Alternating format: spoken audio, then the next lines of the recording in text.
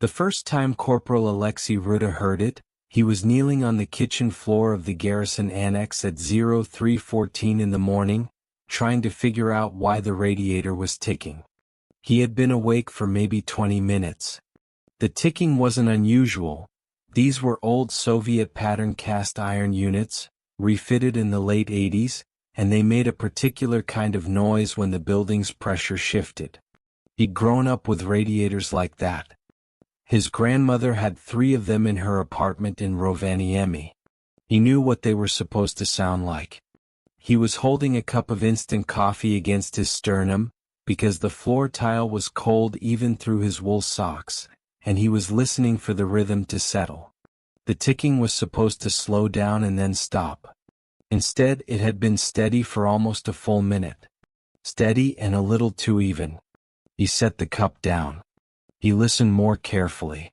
Underneath the ticking, under it, not behind it, there was another sound. Oh, almost not there. Something between a held breath and the hum a refrigerator makes when you walk past it in the dark and don't quite register it. It had a slight curl at the end like a vowel. Like someone trying to say something through a wall in another room. He waited. He held still long enough that his knee began to ache from the tile. The sound did not stop. It did not get louder. It simply continued at exactly the same volume for what he later estimated to be 4 minutes and some seconds, and then it ended, not gradually the way most sounds end but cleanly the way a recording ends when someone lifts the needle off the record. He looked at his watch. It was 03:18. He stood up slowly. He carried the coffee back to the duty room. He did not write the incident in the log because there was nothing to write. There was no event. There was no contact. There was only a sound that he could not, on reflection, prove he had heard. The following night at 03:14 he heard it again. So did the man on watch with him. So did the cook who was already awake preparing the morning bread. So did the radio operator in the next building who was on a separate shift and had no reason to be awake at all, and who came into the annex at 03:22 looking pale and asking very quietly whether anyone else had heard what he thought he had heard. That was how it began. When you spend enough time reading military accounts from cold climate stations, and I mean genuine accounts, the kind that come out of veterans associations and unit reunions and the occasional declassified incident summary, not the polished things that get rewritten for documentaries, you start to notice that a certain category of report keeps appearing. It isn't the famous category. It isn't the sightings or the lights or the figures in the snow. Sound. Specifically, it's the same sound reported by separate people on separate watches, who didn't know each other's accounts and didn't have a reason to align them. Sometimes the sound is described as a hum. Sometimes a voice. Sometimes a kind of pressure in the ear like the change you feel before a storm. The descriptions vary, but the structure of the report is almost always the same. It happens at night. It happens at roughly the same time. And the people who hear it cannot, when pressed, explain why they're so certain it isn't simply the building or the wind, or their own circulation in a quiet room. What I want to tell you tonight is one of those cases. It comes from a small garrison in northern Finland, near the Norwegian border, during a stretch of winter exercises in the mid-1990s. The unit involved was a reservist signals and logistics detachment supporting a larger cross-border training rotation. The location is not classified, but I'm going to leave it vague because the men involved are still alive, and a few of them are still uncomfortable being identified. The reason this case stood out to me when I first encountered it wasn't the sound itself. Plenty of stations have a noise nobody can quite pin down. What stood out was what the sound did to the people who heard it, and what one of them near the end decided to do about it. The garrison sat in a low forested basin about 40 kilometers from the nearest civilian road of any consequence. It had been built in the late 1950s, expanded in the 70s, and partially mothballed in the late 80s when the strategic priorities shifted. By the mid-90s it was used mostly as a forward staging point for winter exercises, occasionally as a refueling stop for over-snow vehicle convoys, and the rest of the time as quiet long-term storage. The buildings were arranged in a shallow horseshoe around a central yard. 3 barracks blocks on the east side, all single-story, all heated by a shared boiler house that sat behind them under its own snow-laden roof. A logistics and motor pool building on the west side. A small kitchen and mess hall at the north end, which connected by a covered walkway to what everyone called the annex. A low rectangular building with the duty room, the radio shack, and a handful of bunks for personnel on standby. The detachment that winter consisted of 14 men. Most of them were reservists, recalled for a 6-week support rotation. A handful were active service, including the warrant officer in charge and the 2 long-service NCOs who ran the day-to-day. The cook was a civilian contractor, a man in his 50s named Purdy who had worked the kitchen at that garrison off and on for almost 20 years and who knew the building better than anyone alive. I mention Purdy specifically because his role matters later. The winter that year was, by local accounts, an ordinary one. Not unusually cold. Not unusually dark.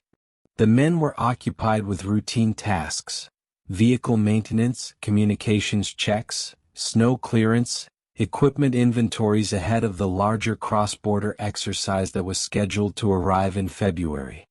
The work was tedious but not difficult. Morale was decent. There were no significant interpersonal tensions, no disciplinary issues, no operational stressors that would have made the detachment unusually susceptible to imagination. This is the kind of detail that matters in cases like these. When something starts to go wrong inside a small group of people who live in close quarters, the first thing any investigator looks at is whether the group was already strained. In this case, by every available account, they weren't. They were bored, mildly cold, and approximately on schedule. Which makes what happened over the following 3 weeks more difficult to explain, not less. Corporal Ruda's encounter in the kitchen annex took place on the night of the 8th. The second encounter, with the radio operator and the cook present, took place on the 9th. By the morning of the 10th, 4 men had heard it, and a 5th, a young private named Nyanikoski who slept in the barracks block furthest from the annex, had reported being woken at approximately 03:15 by what he described as a feeling, not a sound. He couldn't elaborate. He just said he had woken up at that exact time, and the room had felt wrong, and he had been unable to fall back asleep until almost dawn. The warrant officer, a man named Hallinan, was informed on the morning of the 10th. Hallinan was, by every description I've encountered, a deeply unromantic man. He had served for 26 years. He had spent the late 80s as a small unit instructor and the early 90s as a logistics coordinator for joint exercises with several NATO partners.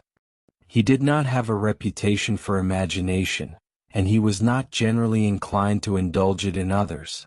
When the men described the sound to him, he listened, asked a few clarifying questions, and then went to inspect the boiler house himself.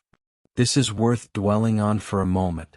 A man in his position, on hearing that several of his subordinates were reporting the same anomalous noise in the same building at the same time, did the most obvious and practical thing.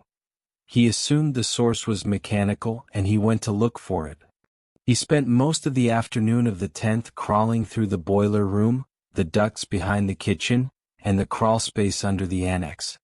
He checked the pressure gauges, the relief valves, and the expansion tanks. He had Purdy walk him through every quirk of the heating system that Purdy had ever noticed in his 20 years of service. He had the radio operator pull the maintenance logs for the previous 5 winters. He found nothing. The system was operating within normal parameters. There were no irregularities in the pressure readings. There were no obvious sources of resonance, no loose ductwork, no failing bearings in any of the circulation pumps. The boilers were old, but they were exactly as old as they had been the previous winter, when no one had reported anything unusual. Hallian's notes from that day, which I've seen reproduced in a unit history compiled years later, describe his conclusion in 2 short sentences. He wrote, * no mechanical source identified. Will reassess if reported again. * that night at 03:14 the sound returned. This time Hallian heard it himself. He was sitting at the duty room desk, which he had taken over personally for the night, with a cup of tea and a notepad and the lights at half strength. He had told no one he was planning to be there. He wanted to hear it without the suggestion of other people's expectations in the room. He sat through the 8-minute window from 03:10 to 03:18 with his eyes closed, breathing through his nose, listening. According to his own later account, given in a private interview to a regional military historian almost a decade afterward, the sound began at 03:14 precisely. It was, he said, exactly as the men had described it. Not loud. Not threatening. Not even, in any conventional sense, frightening. It was the steadiness of it that bothered him. The way it didn't waver. The way it occupied a frequency that seemed to sit just under the threshold of normal hearing, so that you noticed it less with your ears than with the small bones behind them. He listened for the full duration. He timed it on his watch. 4 minutes and approximately 50 seconds. It ended cleanly with no decay. He wrote in his notebook, * heard it. Source unknown. No further action tonight. * he went to bed. He did not, as he later admitted, sleep. The second week is where the account becomes more difficult to summarize, because the sound did not behave consistently, and the men did not respond to it consistently, and the daily rhythm of the garrison began to break down in small ways that no single person was tracking in real time. What I can tell you is this.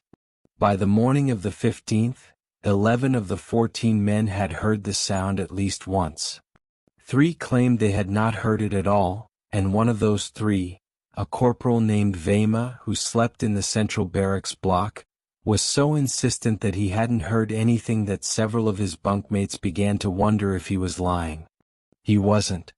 He simply could not hear it or did not register it for reasons no one was able to explain. Hearing tests conducted later were unremarkable.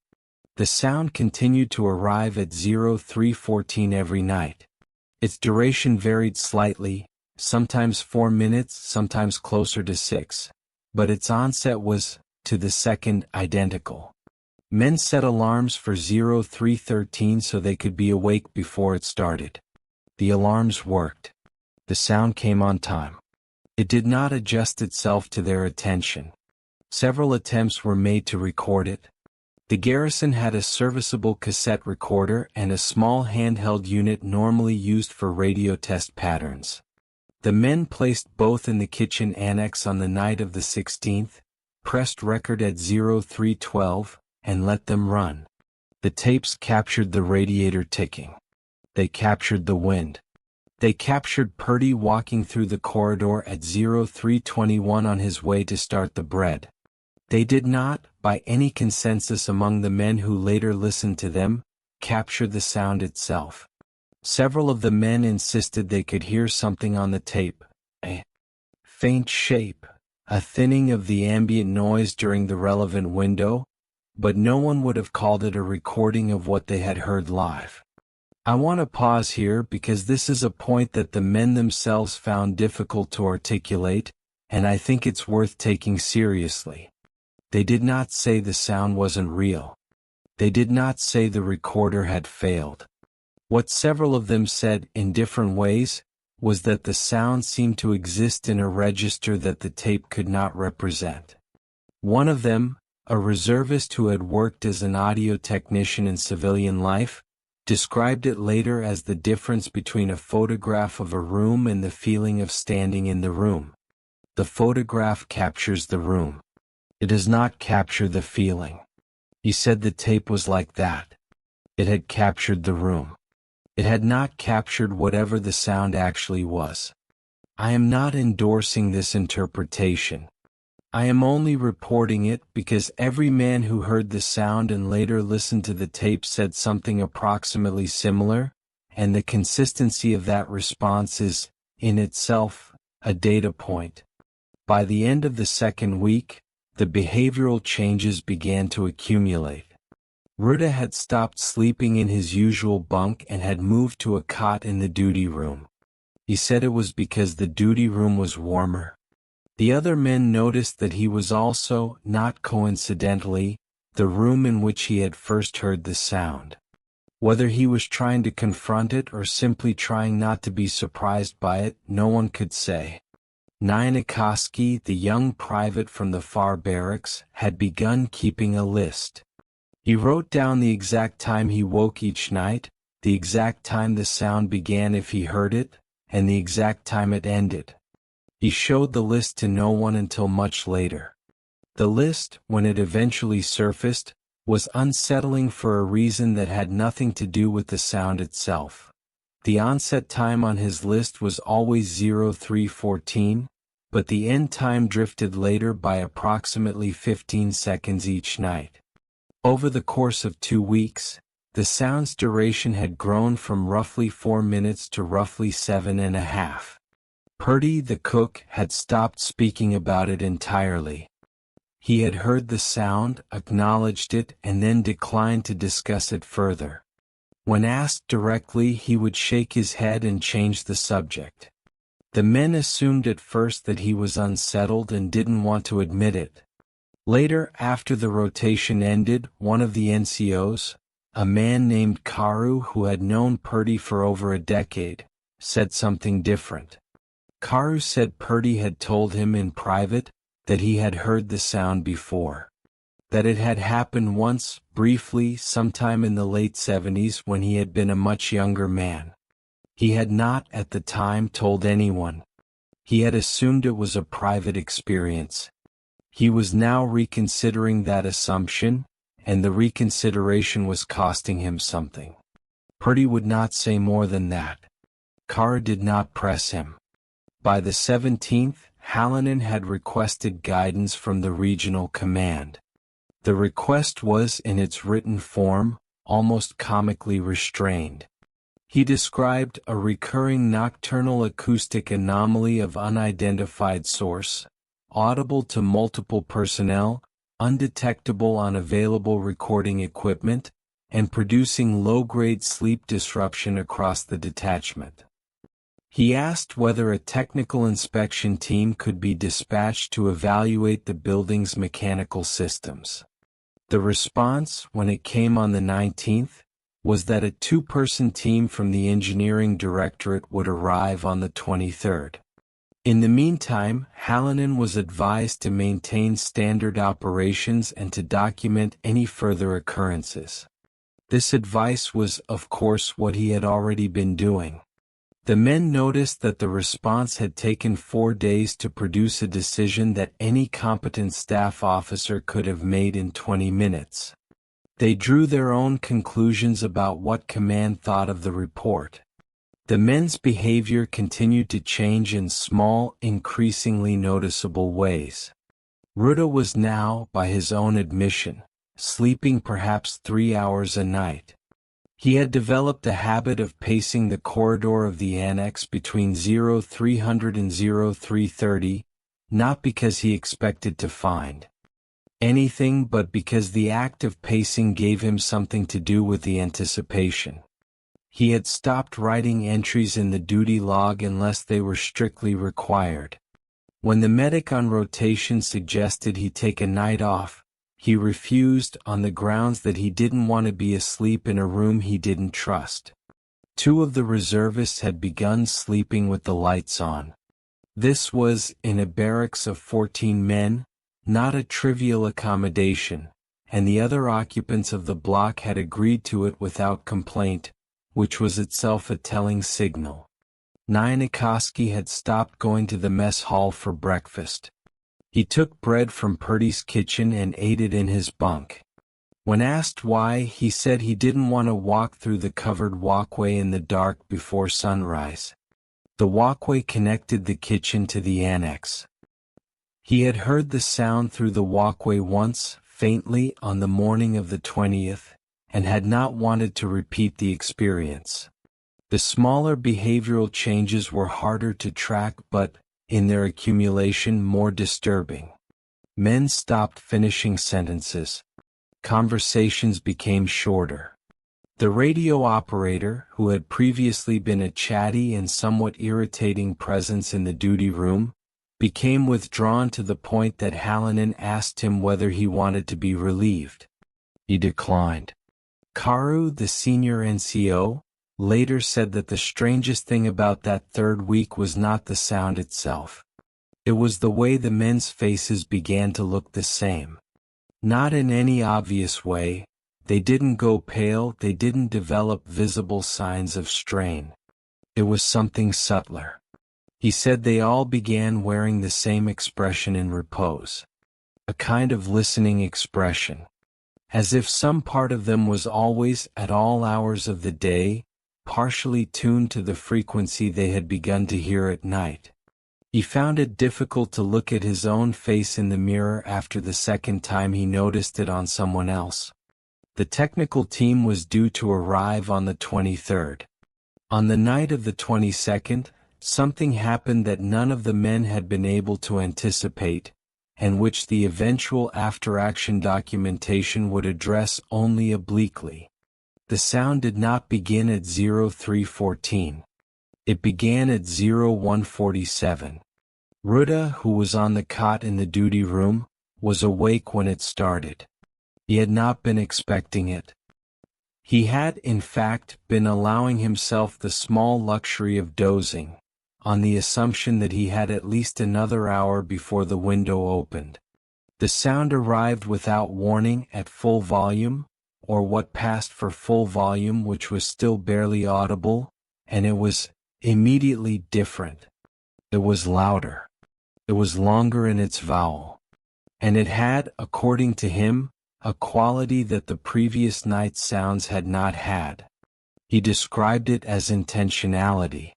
He said it sounded for the first time as if it knew he was listening. He sat up. He did not turn on the light. He listened. The sound continued for approximately 12 minutes. During that time, 4 other men in the garrison woke up, none of them with alarms, none of them aware of what time it was, and 3 of them later reported a sensation of being addressed. Not spoken to. Addressed. Acknowledged in some way they could not specify. Nyanikoski in the far barracks did not wake up. He slept through the entire event, and when he was told about it the next morning, he became visibly upset. He said he had been awake every night for 2 weeks waiting for it, and the one night it had come early was the one night he had managed to sleep. He said this with an emotion that was, by Kara's later account, indistinguishable from grief. The sound ended at 01:59. There was then a gap of approximately 75 minutes of complete silence. The garrison was, by all accounts, more silent during that gap than it had been at any point in the rotation. The wind had dropped. The radiators were not ticking. Even the boiler house, which always produced a low background drone, seemed to be holding its breath. At 03:14 the sound did not return. It did not return the following night either. The men sat through both nights waiting for it. They sat through the morning of the 24th, after the technical team had arrived, performed their inspection, found nothing of note, and departed by mid-afternoon. They sat through the night of the 24th and the 25th and the 26th. The sound was gone. It did not come back during the remainder of the rotation. It did not come back during the larger February exercise, which arrived on schedule and proceeded without incident. It did not come back, as far as any of the men were ever able to determine, during any subsequent rotation at that garrison. This is the point in the story where, ordinarily, you would expect a kind of release. The anomaly has ended. The men have survived it. The investigators have come and gone. The exercise proceeds. Life resumes.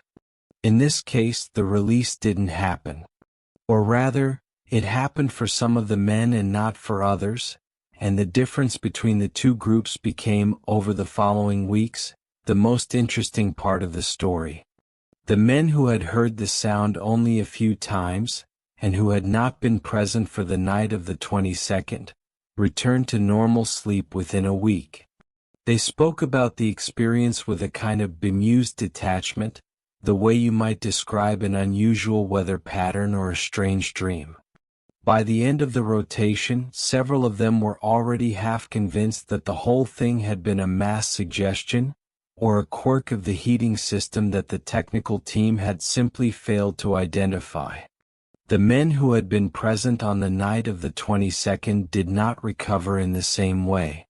Ruta was, after the rotation ended, granted 2 weeks of additional leave on the recommendation of the regional medical officer.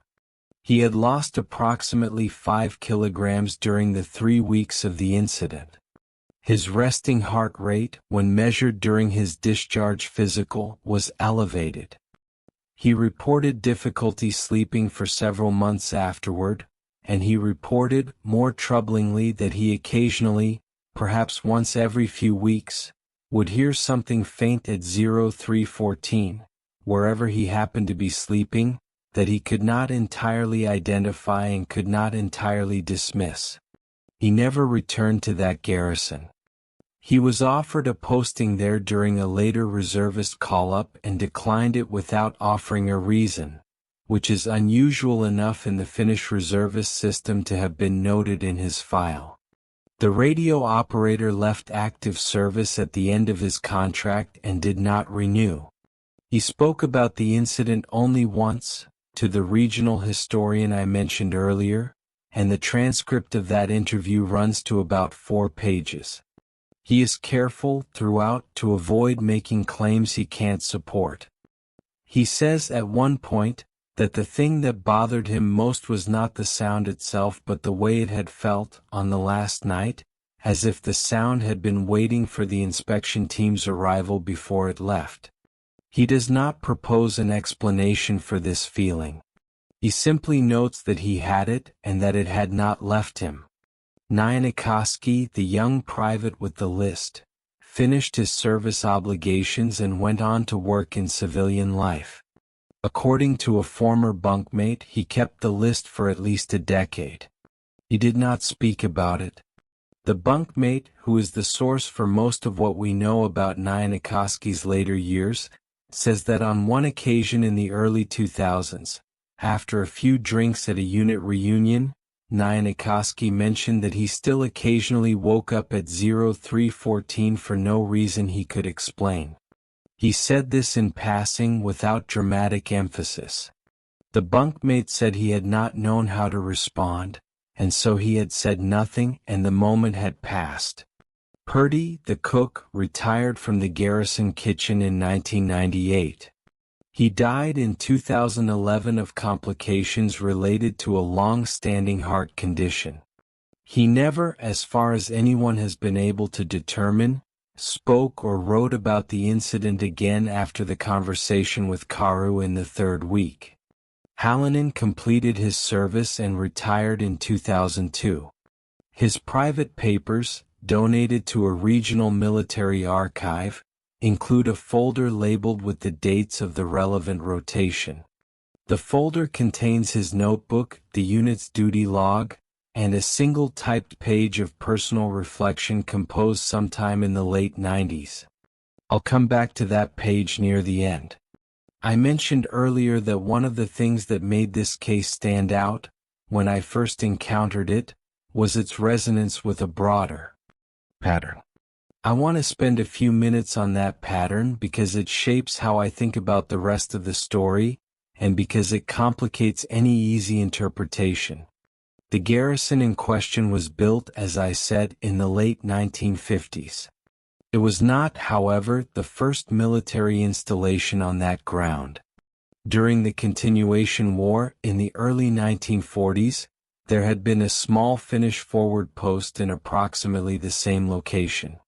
The post was used primarily as a communications relay and as a way station for patrols moving through the forested basin toward the Soviet frontier further east. It was abandoned in 1944 and effectively bulldozed by the engineers who built the post-war garrison on top of it. I am not going to suggest that the older site is the source of the phenomenon.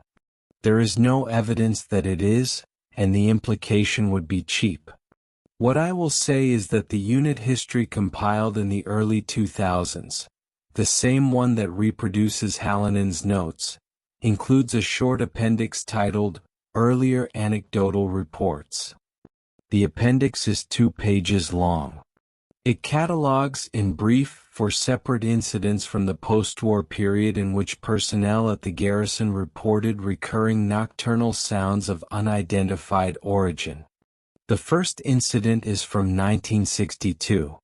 A pair of conscripts on overnight duty in what was then the original boiler house reported a steady humming voice between approximately 3 and 3:30 in the morning, for roughly 2 weeks, after which it stopped. The report was dismissed at the time as a probable boiler resonance issue. The second is from 1971. A single NCO, sleeping in the annex, reported being woken by a voice that wasn't a voice at approximately the same hour on 3 consecutive nights. He requested a transfer. The transfer was denied on the grounds that the request lacked sufficient justification. He did not report the sound again, though it is unclear whether this was because the sound stopped or because he had learned not to mention it. The third is from 1978. Purdy, the cook, would have been in his early 20s. The relevant log entries are brief and were made by a duty officer rather than by Purdy himself. They describe kitchen staff reporting unusual nocturnal acoustic activity over a period of approximately 10 days in February. No follow-up was conducted. This is presumably the incident Purdy referred to in his private conversation with Karu. The fourth is from 1986. 3 soldiers on a winter rotation reported, independently, a tone or hum audible at night in the annex and adjoining structures, of unidentified origin, persisting for approximately 2.5 weeks. The report was forwarded to the Engineering Directorate. The Engineering Directorate sent a technical team. The technical team arrived, performed an inspection, and found nothing. By the time the team departed, the sound had stopped. The pattern of arrival and cessation in that last incident is identical to what happened in 1995. I am not the first person to notice this pattern. The compiler of the unit history notes it explicitly, with characteristic understatement, in the closing paragraph of the appendix. He writes, the recurrence of these reports at irregular intervals and across different generations of personnel is worth noting. No physical explanation has been identified. The reporter inclines toward the view that the phenomenon, whatever its nature, is associated more closely with the site than with any particular cohort of observers. That last sentence has stayed with me. There is a temptation in stories like this one, to reach for a clean explanation. The temptation is honest and I want to acknowledge it. You could say that the garrison was old and that old buildings have old plumbing, and that old plumbing makes noises in cold weather. You could say that men in close quarters under low light and disrupted sleep schedules are prone to shared sensory misinterpretations, and that once one of them claims to have heard something, the others will hear it too. You could say that the absence of recoverable evidence on the tapes is itself the most likely indicator that nothing measurable was occurring, and that the men's certainty was the certainty of suggestion, not of perception. These are all reasonable positions. I've held them myself at various points while working through this material. But there are one or two details that the reasonable explanations have to leave behind, and the more I look at those details, the less comfortable I am with leaving them behind. The first is the timing. 0314 to the second, every night for 14 consecutive nights. Mass suggestion produces clustered perceptions, but it does not, in my experience of reading these accounts, produce that kind of mechanical precision. People who think they're hearing something will hear it earlier or later as their anticipation peaks. They will not, as a group, lock onto the same minute to the second across 2.5 weeks. The second is Nyanikoski's list. The drift in the end time, 15 seconds per night, accumulating linearly, is not the signature of a sleep-deprived imagination. It is the signature of something that was, by some unknown mechanism, lengthening at a steady rate. The third is Purdy. A man who had worked in that kitchen for 20 years, who had heard the sound once before in his life, who recognized it when it returned, and who was so unwilling to discuss it that he carried it to his grave essentially intact. People do not behave that way about acoustic illusions. They behave that way about experiences they cannot integrate, and which they have decided, for reasons of their own, to leave alone. And the fourth, the one I find most difficult to set aside, is the timing of the disappearance. The sound stopped on the night of the 22nd, approximately 28 hours before the inspection team arrived. It did not return. It has not, as far as anyone has been able to confirm, returned since. You can construct an explanation for any one of these details. You can construct an explanation for two of them. By the time you reach the fourth, you are no longer explaining. You are negotiating. I think what I've come to believe, working through this material over the years, is something closer to what the unit historian wrote in his appendix. Whatever was happening at that garrison was associated with the site, not with the men. The men were, in some sense, incidental. They were the population that happened to be living on top of it that winter. The sound did not come for them. They simply heard it. This is not a comforting interpretation. It is not, I want to be clear, even an interpretation in any rigorous sense. It is a way of describing a pattern, and patterns are not explanations. But it does account for one thing that the other interpretations do not, which is the fact that the men who heard the sound most clearly, and who were changed by it most lastingly, were not the men who were under the most psychological strain, or the most sleep-deprived, or the most prone to suggestion. They were, as far as I can tell, simply the men who were in the right rooms at the right time. I said earlier that I would come back to the single page of personal reflection in Hallinen's papers. I want to read part of it now in something close to my own translation, because I think it's the best closing statement on this incident that I've encountered. Hallinen wrote the page sometime in the late 90s, several years after the rotation. He did not date it precisely. The page is not addressed to anyone. It was filed with the rotation materials and was, by every indication, written for himself. He writes, *I have thought about those 3 weeks more often than I would like to admit. I have thought about them more than I have thought about combat operations I was personally involved in. This bothers me because the rotation was, by any objective measure, the least eventful winter of my career. Nothing happened. We heard a sound. The sound stopped. We went home. And yet I find that when I am alone at night, particularly in winter, particularly in a building older than I am, I sometimes find myself listening. Not for anything specific. Just listening. As if some part of me has not yet been told that the listening is no longer necessary. Asterisk asterisk I do not believe in ghosts. I do not believe in any of the categories of explanation that the more imaginative members of the detachment proposed at the time. I believe that there is, somewhere on that site, some structural or environmental feature that produces a particular acoustic effect under particular conditions, and that we happen to be present during one of the periods in which those conditions obtained.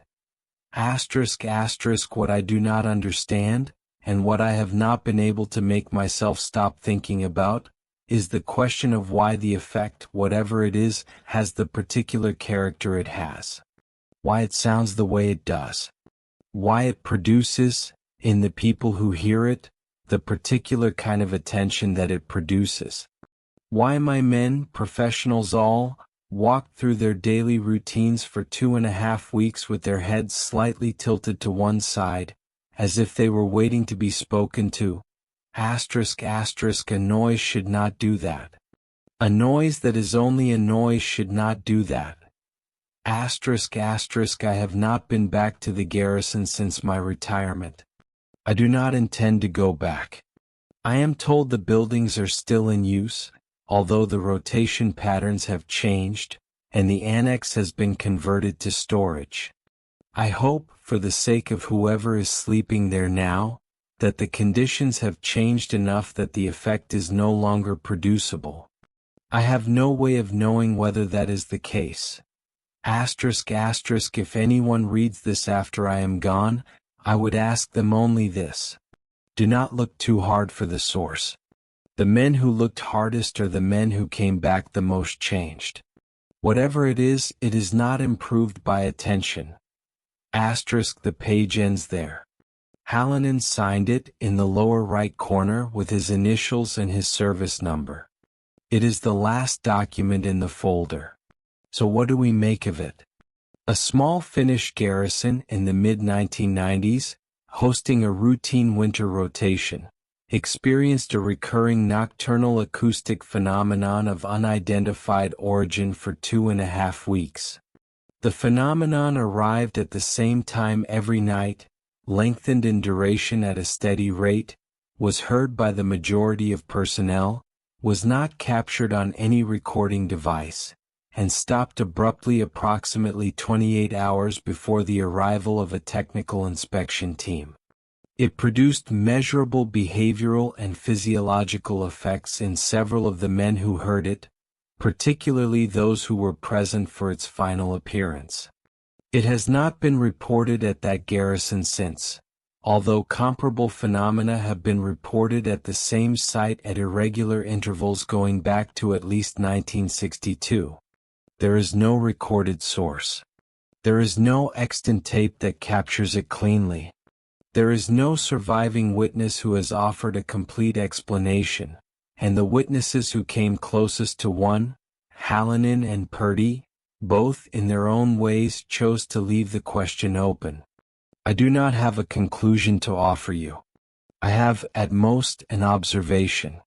In every account I've read of this incident, from every man who was there, the detail that recurs most often is not the sound itself. It is the listening. It is the way the men's posture and attention shifted by degrees over the course of those 3 weeks, until they were, all of them, oriented towards something that was not in the room and could not be located.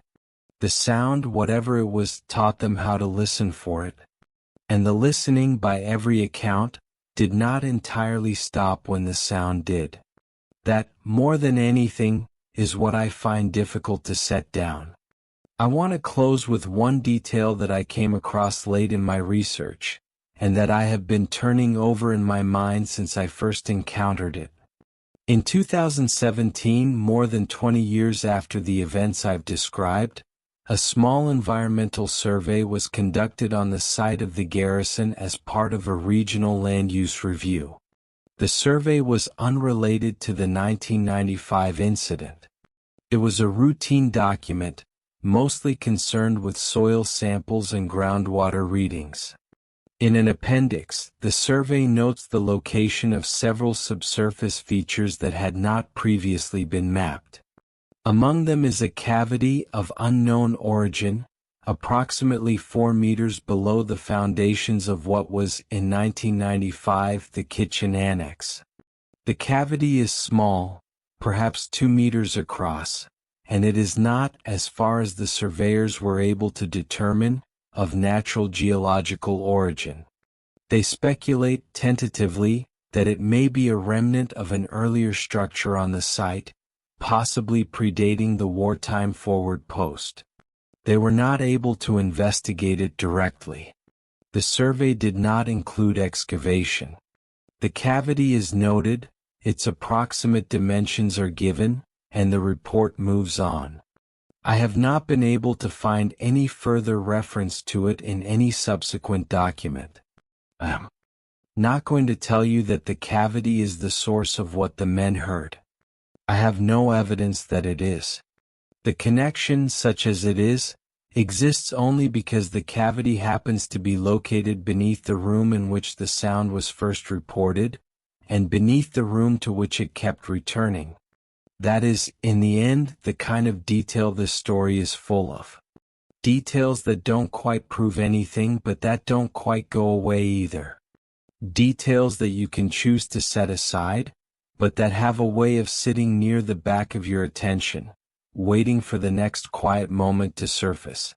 If you are listening to this late at night, in a quiet room in an old building and you happen to notice the time, and the time happens to be somewhere near 0314, I would not personally recommend listening too carefully to whatever you might or might not be hearing.